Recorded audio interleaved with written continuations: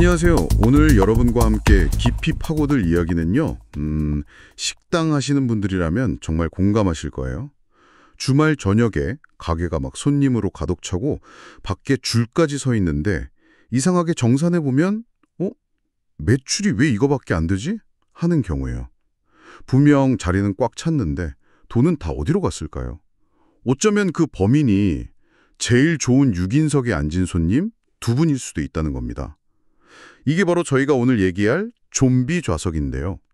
손님은 앉아 있는데, 그러니까 다른 손님은 못 봤는데 정작 그 테이블 가치만큼 돈은 못 벌어주는 약간 유령 같은 자리인 거죠. 그 6인석에 두 분 앉으면 나머지 네 자리는 그냥 좀비인 셈입니다. 네, 맞습니다.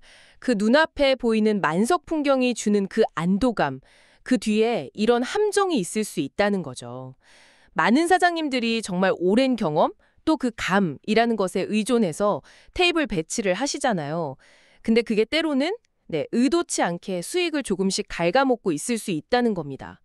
그래서 오늘 저희는 이 감이라는 것의 한계를 좀 명확히 보고 어떻게 데이터를 써서 그 숨어있는 좀비 좌석을 찾아낼지, 그리고 레스토랑 수익성을 진짜 최대로 끌어올릴 수 있는지 그 구체적인 방법들을 좀 살펴보려고 합니다. 네, 좋습니다. 그럼 본격적으로 한번 파헤쳐보죠. 사장님들의 그 소중한 경험과 직관, 그 감을 넘어서 데이터가 뭘 보여줄 수 있을지 정말 궁금하네요. 물론이죠. 수십 년간 그 현장을 지켜오신 경험이나 직관, 그 감의 가치를 절대 무시할 수는 없어요. 분명히 큰 자산이죠. 근데 이게 항상 완벽한 내비게이션이 되지는 못하는 것 같아요. 특히 테이블 배치처럼 좀 길게 봐야 하는 결정에서는요. 하는 걸 비유하자면 짙은 안개가 낀 바다에서 베테랑 선장이 등대 불빛이랑 자기 감각만 믿고 항해하는 거랑 비슷해요. 대부분은 괜찮겠죠. 그렇지만 언제든 예기치 못한 암초, 그러니까 잘못된 테이블 배치 결정 같은 거죠. 이런 위험에 부딪힐 가능성은 항상 있는 겁니다. 아, 암초요? 예를 들면 우리 가게는 가족 손님이 많으니까 4인석 위주로 가야 돼 라거나 요즘 젊은 친구들이 좋아하게 2인석 좀 예쁘게 꾸며볼까? 이런 결정들이 다 그 감에 기반한 항해술이란 말씀이시군요. 네, 그렇습니다. 그런데 데이터는 뭐냐? 이 안개를 싹 걷어주고 심지어 그 암초가 어디 있는지도 보여주는 최첨단 레이더 같은 거예요. 그리고 이 중요한 데이터가 사실은 이미 대부분 가게 안에 매일매일 쌓이고 있다는 거죠. 바로 그 포스 시스템이에요. 포스 데이터요? 아, 그러고 보니 우리가 자주 가는 그 대형 프랜차이즈들 생각나네요. 뭐 커피 전문점이나 치킨집 같은 데 보면 전국 매장 인테리어는 거의 똑같잖아요. 근데 테이블 구성은 보면 지점마다 그 상권마다 조금씩 다르더라고요. 그게 그냥 그 지점 사장님 감을 믿어서 그런 건 아니겠네요? 그건요, 컴퓨터원에서 아주 철저하게 데이터를 분석하기 때문입니다. 포스 시스템으로 모은 그 방대한 데이터를 가지고 각 상권의 핵심 고객이 누군지, 시간대별로 언제 많이 오는지, 평균 몇 분에 오는지 이런 걸 다 분석해요. 그래서 최적의 테이블 구성을 딱 결정하는 거죠. 그냥 여기 오피스니까 2인석 많이 이 정도 수준이 아니라 훨씬 더 정교하게요. 제가 구체적인 예를 한번 들어볼까요? 가령 A 지점이 오피스 상권에 있다고 쳐보죠. 포스 데이터를 봤더니 역시나 평일 점심 한 11시 반부터 1시 반, 이때 2인 손님이 한 70%, 혼자 오시는 분이 20%로 엄청 많았어요. 근데 저녁이나 주말엔 손님이 확 줄어드는 거예요. 반면에 B 지점은 주택가인데 평일 저녁이랑 주말에 4인 이상, 가족 손님이 60%나 되고 2인 손님은 한 30% 정도. 평일 점심은 오히려 조용하고요. 아, 데이터로 보니까 진짜 확실히 다르네요. 그럼 테이블 배치도 당연히 달라져야겠어요. 그렇죠. 이런 데이터가 있으면 A 지점은 어떻게 해야 할까요? 당연히 1인석, 2인석 비중을 확 늘려야죠. 특히 혼자 앉기 편한 바 테이블이나 창가 자리 같은 거요. 점심 피크 때 회전율 높이는 데 집중해야 하고요. 반면에 B 지점은 4인석을 기본으로 깔아두되 2인석을 여러 개 둬서 이걸 쉽게 붙였다 뗐다 할 수 있게. 그래서 6명, 8명 단체 손님도 받을 수 있도록 유연하게 가는 게 좋죠. 여기서 핵심은 그 고정된 4인석, 6인석만 두는 게 아니라 상황에 맞게 바꿀 수 있는 구조, 이게 중요하다는 겁니다. 이렇게 데이터로 의사결정을 할 때 아주 유용한 지표가 하나 있어요. 들어보셨을 수도 있는데 좌석 시간당 수익, 영어로는 RevPAS라고 합니다. Revenue per Available Seat Hour의 약자인데요. 말 그대로 여러분 가게 의자 하나하나가 1시간에 평균 얼마를 버는지 보여주는 지표예요. 좀 차갑게 들릴 수도 있지만 각 자리의 생산성을 재는 가장 정직한 방법 중 하나죠. 레브패시를 계산하는 건 특정 기간 총 매출액을 그 기간 동안의 총 좌석 수 곱하기 총 영업시간으로 나누면 되는데요. 이게 단순해 보여도 이걸 좌석 종류별로 2인석, 4인석, 부스석 이렇게요. 그리고 시간대별로 점심, 저녁, 주말 이렇게 쪼개서 보면요. 어디서 돈을 벌고 있고 어느 자리가 비효율적인지, 그러니까 어디서 돈이 새고 있는지가 그냥 명확하게 딱 드러납니다. 아까 그 6인석에 2인손이 앉은 경우 그걸 레브패시로 보면 그 비효율이 확 느껴지겠네요, 좀 나. 네, 바로 그겁니다. 예를 들어 2인석의 레브패시가 시간당 10,000원이라고 해봐요. 근데 똑같은 두 분이 6인석에 앉으면 그 6인석 전체의 레브패시는 어떻게 될까요? 그 테이블이 차지하는 면적이나 기회비용을 생각하면 단순 계산해도 한 3분의 1, 약 3,300원 정도로 뚝 떨어질 수 있어요.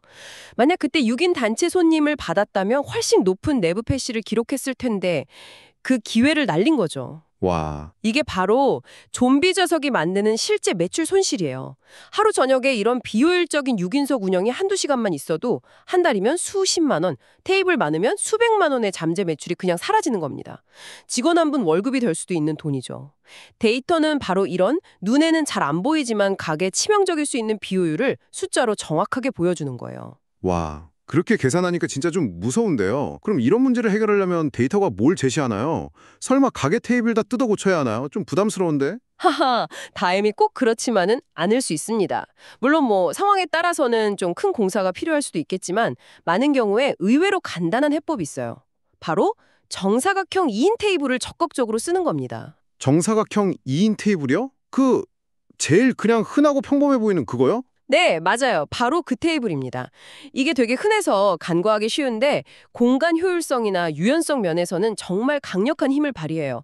한번 생각해 보세요. 처음부터 막 4인용, 6인용으로 크게 만든 고정된 테이블이나 아니면 보기엔 아늑한데 옮기기 힘든 부스 좌석들, 이런 것들은 공간 활용의 유연성을 확 떨어뜨리잖아요. 손님 구성은 매일, 매시간 어떻게 변할지 모르는데 테이블은 그대로니까 좀비 좌석이 생길 수밖에 없는 거죠. 아하, 그 정사각형 2인 테이블을 약간 레고 블록처럼 생각하면 되겠네요. 오, 정확합니다. 그 비유 정말 좋네요. 딱 레고 블록 같아요. 규격화된 정사각형 2인 테이블은 필요에 따라서 얼마든지 붙였다 뗐다 할 수 있잖아요. 2인 손님 오면 하나만 쓰고 4인 손님 오면 2개 딱 붙여서 바로 4인석 만들고 6명, 8명, 10명 넘는 단체가 와도 테이블 여러 개 쭉 이어서 붙이면 맞춤형 좌석을 바로 제공할 수 있죠. 이러면 어떤 손님 구성이 와도 공간 낭비 없이 바로바로 대응이 가능한 거예요. 듣고 보니 진짜 효율적인데요. 근데 이게 실제 현장에서도 잘 통할까요? 예를 들어, 아니 우리 가게 손님들은 좀 넓고 편한 자리를 좋아해서 그런 작은 2인 테이블만 있으면 싫어할 텐데? 이렇게 걱정하실 수도 있을 것 같아요. 네, 충분히 하실 수 있는 걱정이죠. 그런데요, 그 외식 문화가 아주 발달한 도시들, 뉴욕이나 런던, 파리 같은 데 가보면요. 작지만 항상 손님으로 꽉 차는 인기 식당들 있잖아요. 그런데 가보면 대부분 넓고 고정된 테이블보다는 작은 2인용 테이블을 여러 개 놓고 그걸 자유자재로 붙였다 뗐다 하면서 운영해요.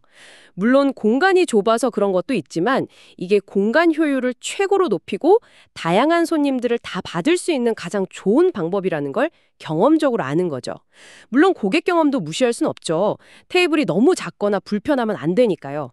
그래서 테이블 디자인이나 의자의 편안함, 테이블 간 간격 같은 다른 부분에서 신경을 써야 하고요. 그리고 중요한 건 선택지를 주는 거예요. 기본은 2인 테이블로 유연하게 가되 일부는 좀 더 넓거나 프라이빗한 느낌의 자리, 예를 들어 창가 쪽 부스석 같은 걸 두면 고객 만족도를 높일 수 있겠죠. 핵심은 모든 테이블을 무조건 4인석으로 고정, 이런 획일적인 방식에서 벗어나는 거예요. 그리고 직원 교육도 중요해요. 손님 수에 맞춰서 빠르고 자연스럽게 테이블 옮기고 붙이는 요령도 익혀야 하고요. 처음에는 조금 뭐랄까 혼란스러울 수도 있고 비용도 들겠지만 길게 보면 좀비 좌석, 줄여서 얻는 매출쟁대 효과가 훨씬 클 겁니다. 확실히 일리가 있네요. 손님은 무조건 넓은 자리 좋아해. 이것도 어쩌면 사장님의 감에 따른 또 다른 고정관념일 수도 있겠어요. 그래서 그런지 한국 식당에서는 아직 이런 유연한 방식보다는 4인석 기본 구성이 더 많이 보이는 것 같기도 하고요. 네, 아무래도 익숙한 걸 바꾸려면 용기가 필요하니까요. 하지만 시대도 변하고 고객들의 요구도 정말 다양해지잖아요. 이제는 우리 공간 운영 방식도 데이터를 보면서 좀 더 스마트해질 필요가 있습니다. 그 매일 포스기에 쌓이는 숫자들 있잖아요. 그게 그냥 기록이 아니에요. 여러분 가게를 찾아주는 손님들이 우리는 주로 둘이서 저녁에 와요. 주말엔 애들이랑 꼭 이 메뉴 먹어요. 평일 점심엔 혼자 와서 빨리 먹고 가요. 이렇게 자기들의 선호나 행동 패턴을 조용히 말해주고 있는 목소리 같은 거거든요. 손님들의 조용한 목소리라. 그 표현 정말 와닿네요. 결국 그 목소리에 귀를 기울이는 게 변화의 시작이군요. 우리 가게는 원래 이랬어. 다들 이렇게 하잖아 하는 그런 익숙함에서 벗어나서 데이터가 들려주는 객관적인 이야기에 한번 집중해 볼 필요가 있겠습니다. 그렇습니다. 그렇게 데이터의 목소리를 따라서 가게에 숨어있던 그 좀비 좌석들을 하나씩 찾아내서 퇴치하기 시작하면 그때 비로소 눈앞에 보이던 그 만석 풍경이 진짜 꽉 찬 매출로 이어지는 아주 건강하고 기분 좋은 선순환을 경험하게 되실 겁니다.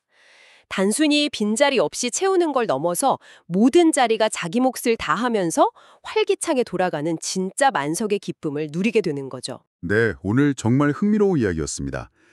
자, 저희가 함께 살펴본 내용을 바탕으로 마지막으로 질문 하나 던져보면서 마무리할까 합니다. 오늘 저희는 레스토랑 테이블 배치라는 구체적인 예를 통해서 감이나 익숙함에 가려진 비효율, 즉 좀비 좌석의 문제를 데이터로 푸는 법을 봤는데요. 혹시 지금 여러분이 계신 업무 분야나 일상생활 아니면 평소 관심 있게 보는 영역 속에도 이런 비슷한 좀비 요소는 없을까요? 원래 그래왔으니까 하는 관성 때문에 또는 그냥 어림짐작하는 감 때문에 미처 발견하지 못하는 비효율이나 개선의 기회 같은 거요.